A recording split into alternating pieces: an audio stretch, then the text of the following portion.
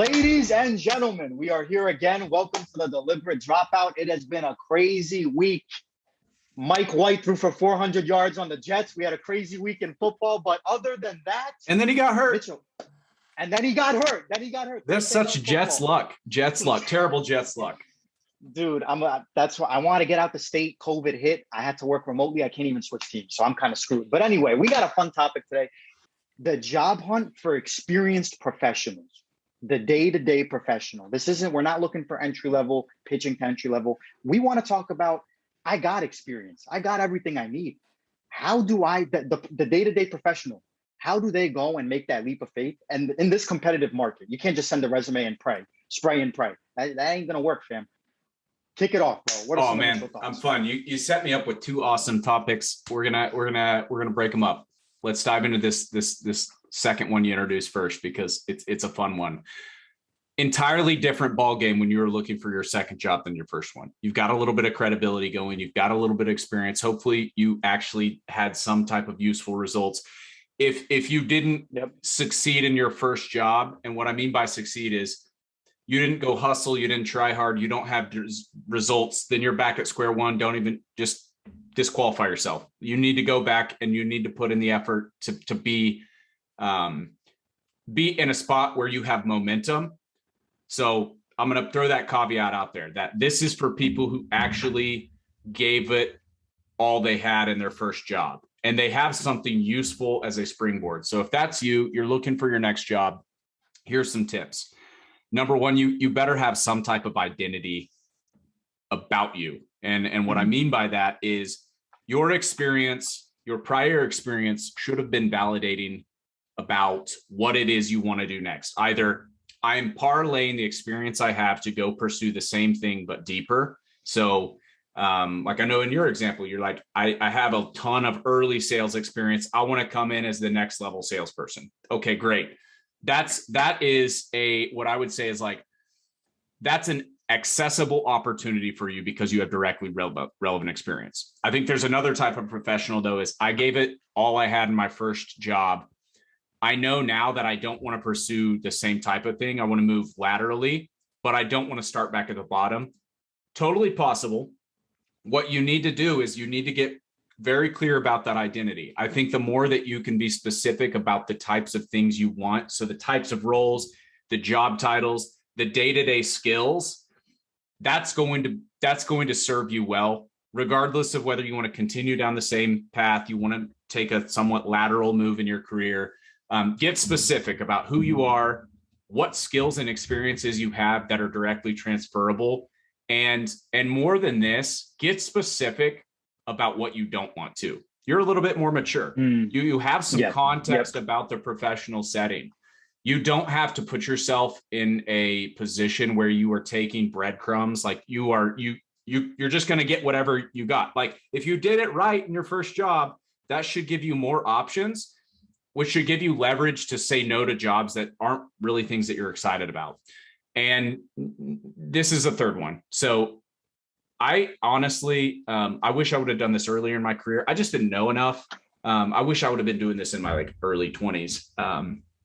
I was a late bloomer, but find something you care about. Find a problem you care about.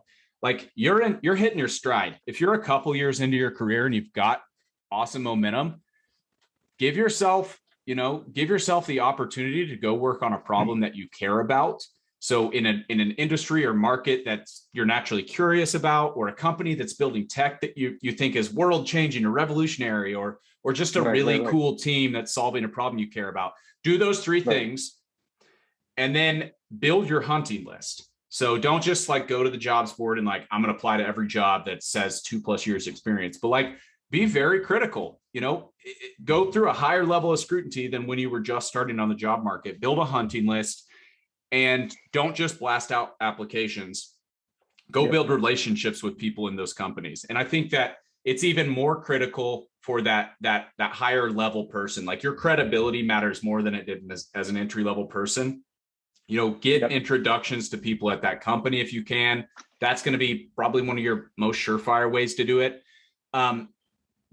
Be very aware of your results that you're carrying from your last experience too. Don't just be something like, yeah, I've got a couple years experience, I'm great. Well, that's great. That's how entry-level people talk. It's like very vague. Yeah, I can do the job. Yeah. It doesn't matter if you have the bullet on your resume. What people want to know is like, how confidently and credibly can you speak? Because again, the higher up the food chain you go, the more of a hiring risk you are, the costlier it is to make a bad hiring decision for the business. So you want to put those people to ease. You know, the hiring manager, the VP, you're probably reporting higher into the organization than, you know, like the squatty, boring, like pest manager. Like you're not reporting to the low man on the totem pole. You know, you're going in mid-market, you know, mid-management level, or, you know, you're second or third tier in an organization. Like, carry yourself like an actual professional now as you're going through that process. Yep. and carry that confidence in there. Know your numbers, know what results you contributed to, be able to tell your story and confidently articulate, here are the things that I'm good at, and here's how your business is going to be better as a result of hiring me. For sure, bro. I got 3 things I want to dive deep on for this. So number one, you mentioned the building the hunting list, right? Yep. Now you're more deliberate. You're not a freaking Joe Schmo. I don't know what I want to do. I need experience. You got experience, man. Yep. And building that hunting list, the best way to explain it, right, is like dating, right? If you know what kind of girl you want, it's very like, if you want to get married, right? You kind of know the attributes that you look for in a partner. What's your opinion? What's your partner's opinion on marriage? What's their opinion on the number of kids? Is religion a factor? Do they want a family? Do they not want a family? Do you want them to be a stay-at-home mom? Do you want them to work from home, remote, whatever? I think that's very applicable to building the hunting. What kind of company you want to work for? Do you want it to be a small company that's about to blow up? Do you want it to be a Coca-Cola? Do you want it to be $1 billion company already, a unicorn? Do you want it to be in that startup vibe where nothing's even set and you want to bring some structure and order to it? I think that's very applicable. You got to know what you're looking for. Yep. If you're going to go and start hunting, you can't just go hunting. I want to get married. What kind of girl you want? I don't know. I want a nice job. What do you want to do? I don't know. I just want a nice job and I want to make 7 figures and I want that. No, that's not enough. The devil is in the detail. You got to be specific. Absolutely. I think that's the first thing that comes to mind. Number 2 is the identity, right? That's something I struggle with. And I want to hear your take on it. Like building that identity, right? Mm-hmm. I've had one thing that the only thing I regret in all the experience I have is I wish I stuck to an industry throughout my sales experience. Yes, there's positives and negatives. Maybe I'm being too critical. Like I know how to sell in 8 different industries and you learn so much in all those different industries. B2C is different from B2B. SaaS is different from cars. Cars is different from houses. So I can't knock myself for that because I'm a jack of all trades. I know how to do anything. I know how to sell anything. But I think you truly build an identity when you stick to an industry. If you have any thoughts on that. And then number 3, I feel like the working professional, and this is my opinion, right? I think truly this is like you make or break it. When you're at this point in your career, it's either you have the balls to bet on yourself and tell yourself, you know what? I got the freaking experience and I'm going to go get what I'm worth. And this is what I'm going to do. Or it's crash or burn. It's like the phoenix rising from you either bet on yourself and you tell yourself, I am worth this. I am worth this in the marketplace because of this, and this. Or you go back to another entry-level job. And I think that's the sad reality that nobody's talking about. And I think that a lot of people don't have the balls to talk about it, but I think it's worth mentioning. Like a lot of people don't have the balls to bet on themselves. And I've had these thoughts and I know I'm not crazy. I know that other people have these thoughts too. Yeah. And they're not vocal about it. So I want to get your take on whatever the hell I just said. Yeah, there's 2 things there. So let's talk about that one first. So like, I think that the results have to speak for themselves. I think some people, they have a sense of entitlement because they've been around somewhere a long time. We could go down a rabbit trail here about my thoughts on this. This is like very Karl Marxist like labor theory of value. No, people is like, well, I was at a company for 2 years and therefore I should be able to parlay that into experience. Nobody cares about how long you worked on a project. Nobody cares about how long you were there. We want to see the goods. What value did you create? People who are assassins in their roles, they are top performers. They know their numbers inside and out, and they know I moved the needle. It's not like, hey, I participated in a group project. No, I did this. And there's a sense of swagger that comes from achievement. There's a sense of swagger that comes into those conversations when you know you delivered the results that you're taking credit for. And when you have that, allow that to guide you and give you the sense of courage when you go out on the job market. Because I think that, when we're in kind of a crazy time and have been for the past couple of years, where I think a lot of people have been nervous about leaving their jobs. I think a lot of other people have been like, hey, I'm going to see how my company's reacting to the craziness. Maybe I do want to leave my job.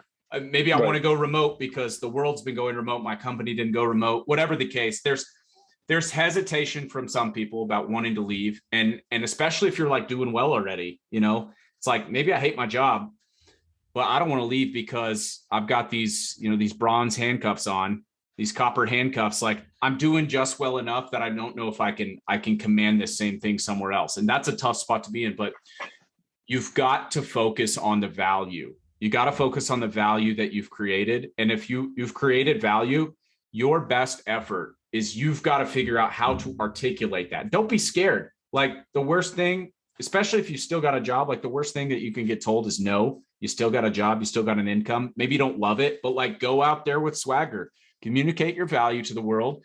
And if you are truly as valuable as you say you are, eventually you may have to work on your pitch, that's going to be something that could stand in your way at the beginning. That's fixable though. That's like behavioral. That's fixable. You may have to get 50 at bats to find the company that agrees, and you get that market feedback. Hey, you are worth this much. Hell, you could be worth 20, 50% more, but you're not going to know until you go put yourself out there first and foremost. Absolutely. Yep. The last point I'll say on that though is like, I want to flesh that idea of market feedback out, is like, you do have to go out there and get that feedback. I think that this is a rookie mistake I see in people who are early in their careers. Like, they don't have that big stepping stone experience, like that 1 to 2 years where it was like, I crushed it. This was pivotal for me. They don't have this yet. And they are ignoring market feedback where they're like, I deserve to make 6 figures. Okay, great. Why?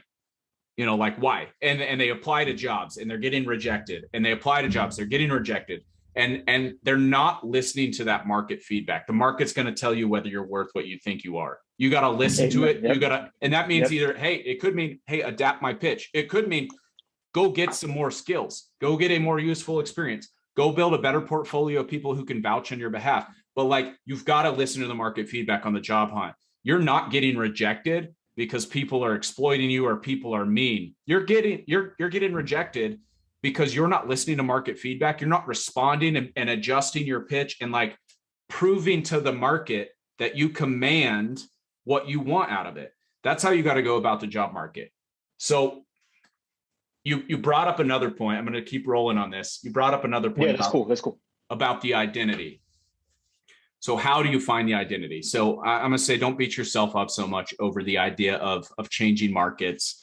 I think that what I would look at more is like, hey, I've got this tapestry of cool experiences that give me a broader perspective and a better basis for how to do sales in different environments. That's incredible, because what I think, I've moved around, like, I don't even want to get into like the different things I've done, like so many different, completely seemingly disconnected experiences. But sometimes I like to think about that as like, that makes me more effective because it makes me more relatable to a bigger group of people. I can identify with more things that they've gone through. And here's probably in your situation, the even more potent, valuable aspect of it is I have all these different frames of reference about how to be successful at sales.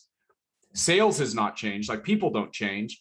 It's now, there is local knowledge about an industry that's probably makes you more valuable over time the longer you are in the same thing. But like, you can bring a tool set from SaaS into like an old school market, for instance. Like, I can't imagine how much more effective you'd be as a real estate agent if you went and spent 2 years as a SaaS salesperson. Like, oh, absolutely, the tech stack and the tools you could bring in, and vice versa. Like, like different types of industries, you're going to learn things that are not specific. And so to some degree, it's not going to hold you back. Now, how to get closer to the identity, for me, it was very much a matter of trial and error.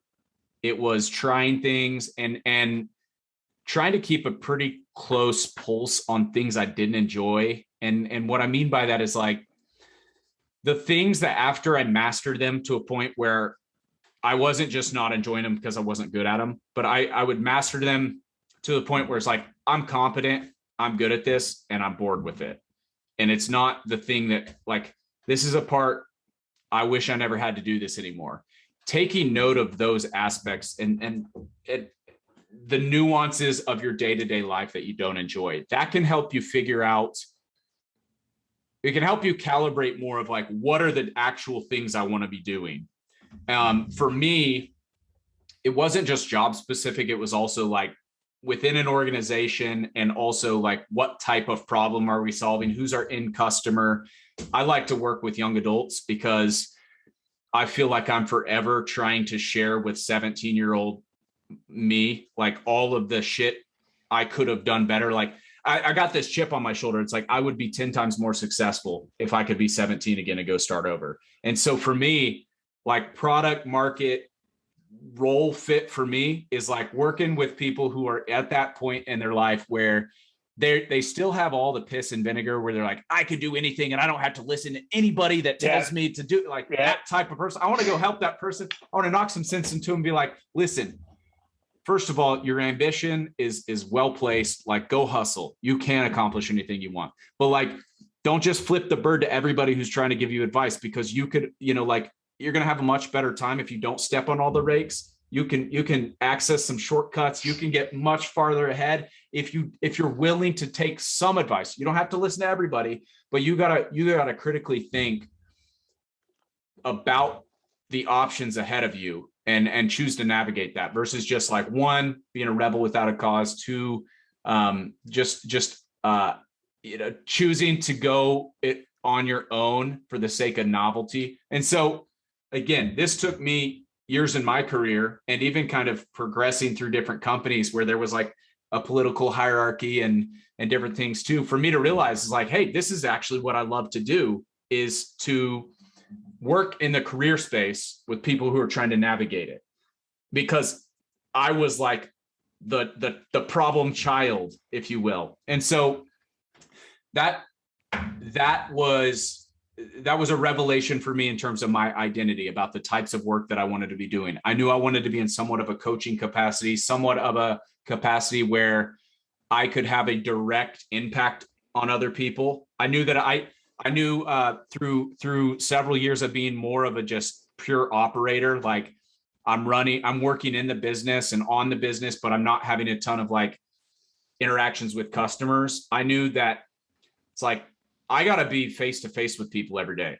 My soul feels dead when I'm just like only dealing with spreadsheets. Now I like that stuff, but I want to have those interactions. And so I throw out all those different thoughts to just tell you is, one, it's trial and error. Two, you gotta pay attention, and you got to keep calibrating your own sort of machine, if you will, to those clues that you're getting as you have different experiences, you collect different experiences, and those clues will eventually become more obvious to you. As long as you're out there and trying, you got to keep trying. And I think that you got to keep your eye to the opportunities that are out there too. Don't just like get stuck in a company and just be like, this is as good as it gets. Like, you owe it to yourself to continue to be aware and make yourself aware of what other cool opportunities you could be doing that are better for you than what you're doing now. Like, be very attuned to opportunity cost.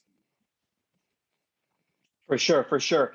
And I guess when you're forming that identity, right? Because that perspective, I never had that perspective. I actually enjoyed it a lot, because this is something, like I said, I've been struggling with. I wish I even knew this when I was 17, right?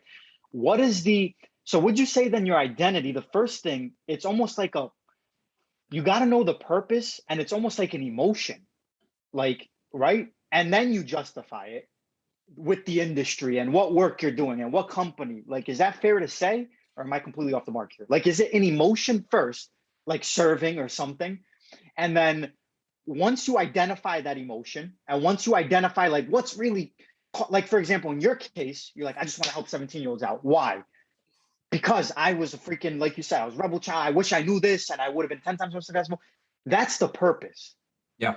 Do you justify that emotion and that fire? Then is that when you justify it with the industry, with the company, with the people, with the team, with the role? Does that make sense? So that's a challenging question to answer. I'm going to tell you in a roundabout way how I think about it. So early on in my career, when I had no idea what it was I wanted to do, and there was like, I knew I was ambitious. I knew I wanted to hustle. I knew I wanted to make a lot of money.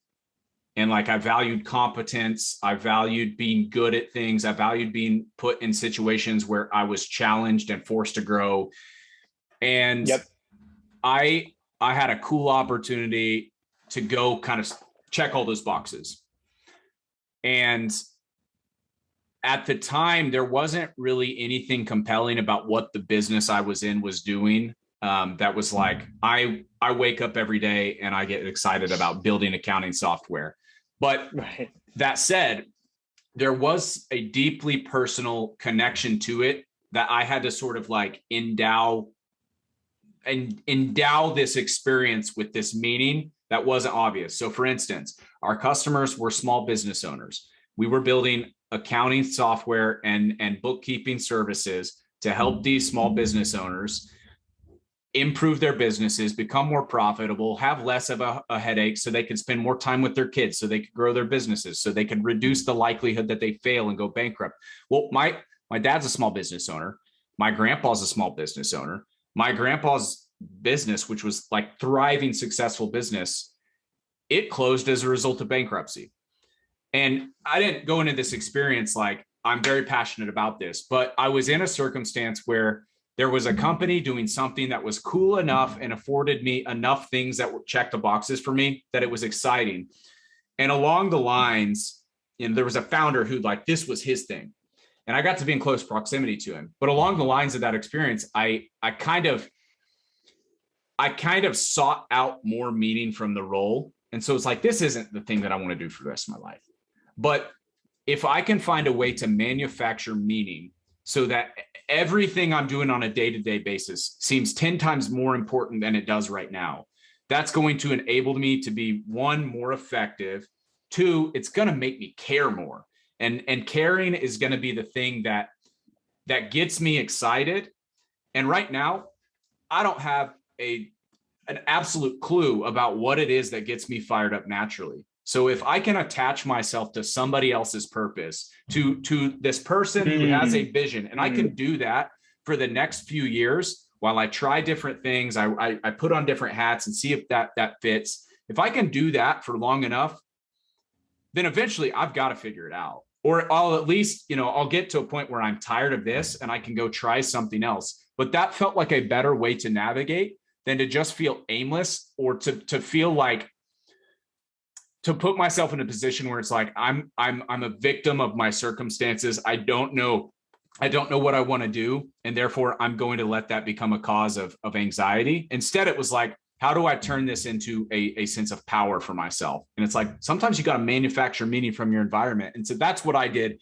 And that is ultimately what got me to the point where I rode on a wave for a few years of doing that, and kind of, on the way down, it was like, oh my gosh, this makes sense now. I've built an awesome skill set that I know I can go do whatever I want now, because I was in it. I cared. I had this thing that I was showing up for and I was excited about, even if it wasn't my thing. I built the credibility, the track record. I built an awesome network. I built all the tools that now all I need to do is find the thing that I'm excited about, because I can go, hit that out of the park. And as I check those boxes, I think that something happens to you psychologically when you start building your tool set. You gain a sense of competence and a sense of like a greater sense of self-awareness and a greater sense of like, this is what I'm all about. And I'm not negotiating with my future from a sense of insecurity like I was when I was 20 and had no experience and nothing to offer the world. Now I'm like, I know some shit. I've seen some shit. I can do valuable things. And right. You're now like looking out to the future and you're like, okay, there are all these cool opportunities. I don't have to take any of them if I don't want them. Which one do I want? What do I want to do? How do I want to spend my time? What's going to get me fired up to get out of bed every day for the next, 2 years, 3 years, 12 months? What do I want to do for the next 12 months? That's a better way. I think kind of that whole narrative arc I just told you on, that was an effective way for me to go about trying to find my identity. It worked for me. I think it's a good playbook for anybody who's struggling, is go find something to attach yourself to while you build the things that are most important as a foundation. Absolutely. And in business, especially, right? Like everything is service. So you will always, it's almost like intuitive. Like if you serve others, it's just, you're going to find yourself somehow, some way. And I think even if, like you said, you have to manufacture that purpose sometimes. Like early in my career, at some point I was selling like data integration ETL software. That is the most boring. I can't even tell you how boring because I'm talking to like directors of IT. They're like just super, super nerds, bro. These are like the super smart kids in 5th grade that already know trigonometry. And it's just sometimes. Lucho didn't like trig. I love trig. I was that kid. Not. I was that kid. You were that kid, dude. Good. You would have been great in that role. But sometimes when I first started the role, right, it was a different language, Mitchell. I'm like, yo, what are these people freaking saying? Mm-hmm. Because it's a highly technical product you sell. So I'm just bringing it back to the point that there's really not that emotion in this job. Like you're selling a very technical product. But I think the bigger picture here is though, like, and I think the sad part is 90% of people never get to this point in their life where they use their career as a vehicle to what actually drives their purpose. Yeah. And we see it in LeBron James. It's bigger than basketball sometimes. As controversial as he is sometimes, the guy's building schools in Akron. He got the different foundation set up. He's doing something that's bigger. Basketball was a vehicle to his job. Grant Cardone, he's controversial too. Some people like his sales methodology. Some people don't. They think he's a weirdo. The guy, like, he built the 10X rule. He's building all these different sales systems. He's changing like lives. Gary Vee, his voice is annoying. I think he's freaking annoying. He's a Jets fan. I give him some love, but he's annoying.